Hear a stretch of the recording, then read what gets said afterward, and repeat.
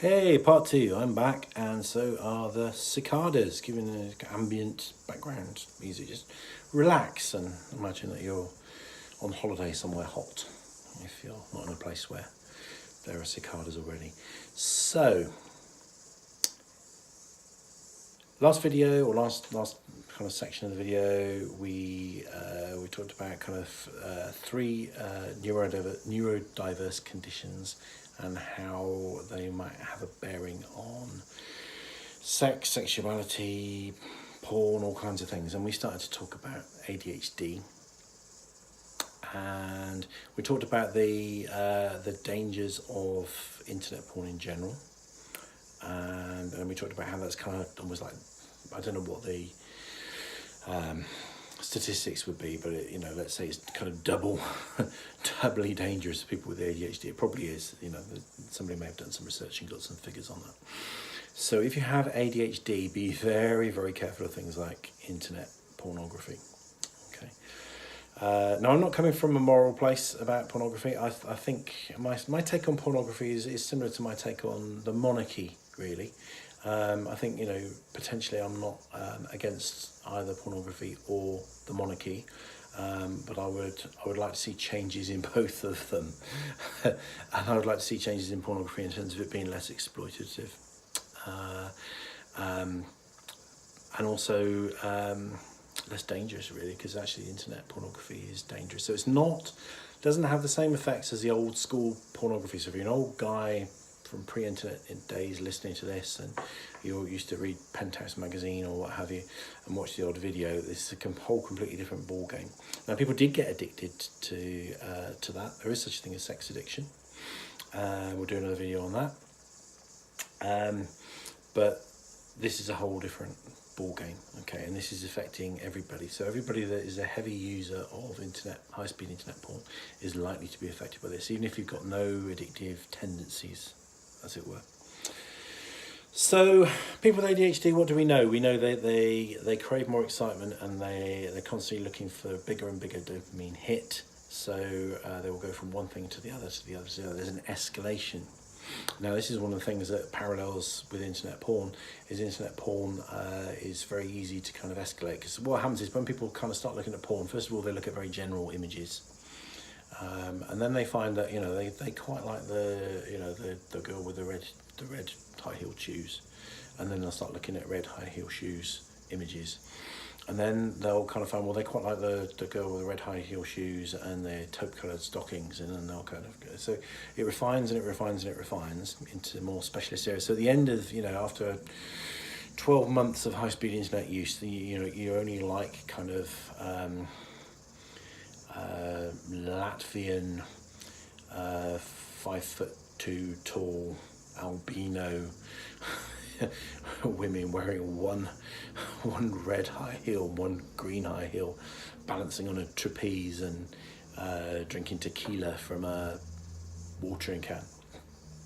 Okay, so that's kind of the degree to which things can be specialised. Okay, and that's what happens with internet use, but also the images tend to get more and more extreme in terms of kind of shock value and content, and this is where it can get really dangerous. So for example, some of you might start with quite mainstream vanilla porn, then they might get into things that are more violent, and there's more violence coming into porn, things like gagging and stuff like that. So therefore someone can start to need more of a shock value to it, because with somebody with ADHD particularly, they're not just looking for the sexual arousal, they're looking for the shock value. Okay, and this is where it can get really dangerous, in that people who don't have a natural paedophilic inclination will actually start to look at child porn or child exploitation imagery, because they just want that hit and that shock and that huge surge of dopamine. So that's pretty terrifying. And not only those images, there are other kind of, there's a small kind of recognised band of images which are, which are generally illegal, thankfully, in most countries. So things like rape, and necrophilia, bestiality, But there are a range of other things where what tends to happen is somebody's moral values will get degraded. So somebody that starts out along this road will be appalled by the idea of looking at a bestiality image. But these things get whittled away very slowly. So I think so they say things like, well, I would look at this, but I would never look at that. And then a few months down the line, well, yes, now I look at this, but I would never look at that. And then the whole thing kind of gets worse and worse and worse. And so you're looking at illegal images, and you get a knock on the door, and you've been busted by the police. And he said, well, I'm not a paedophile. But you've been looking at child porn images because of that escalating property. So it's scary stuff. So just to reiterate, this is something that's happening to a lot of guys, probably women as well, but we don't have so much information on that. And I'll put some links to some research into this stuff. So it's happening to a lot of guys who don't have ADHD, but by God, if you've got ADHD, you're going to be vulnerable to this kind of thing. And if you don't look at porn, you might find some sexual escalation taking place in other areas. So you might get more into BDSM type sex or something like that, or more risky sex. So, for example, for some people, it's sex in public places, and that can kind of escalate. So you might do it you might leave your curtains open, and get a bit of a thrill from that, and then you might kind of, do it in the park, or and then it gets more and more risky, and then you get into a situation where maybe you expose children to that, and then it all starts to get very sort of serious and nasty very quickly. So be very careful with ADHD, and there are things you can do to help with this. It's very sadly the information is not very widely made available, but there are ways to increase dopamine. Funny enough, cold showers can increase dopamine, because that was the old-fashioned cure for any kind of non-conformist sexual desire, was get rid of a cold shower. I don't like cold showers, but they do create a big dopamine rush. Certain foods that you can eat as well, and exercise is really important. The other thing to bear in mind, so lots of people who have problematic sexual behaviour have ADHD, including very young people. And one thing we've discovered recently is that this may also have something to do with the medications for ADHD. Now, I'm not going to get into a debate about whether you should be on medication for ADHD or whether you shouldn't. I think that there are some values in medication, and it's also not for everyone. So if you're considering the pros and cons of that, then I would suggest do what feels right for you, get as much information as you can, and proceed with caution. If the medication's not working with you or causing you any problems, work very closely with your doctor, and it might need to refine the dose or refine the type, or you might need to come off it. But I'm certainly not going to say medication's bad. I'm certainly not going to say medication is for everyone. But one of the problems with medication is it can cause something known as priapism, which comes from Priapus, who I think was a Greek god, which means unwanted and prolonged erections.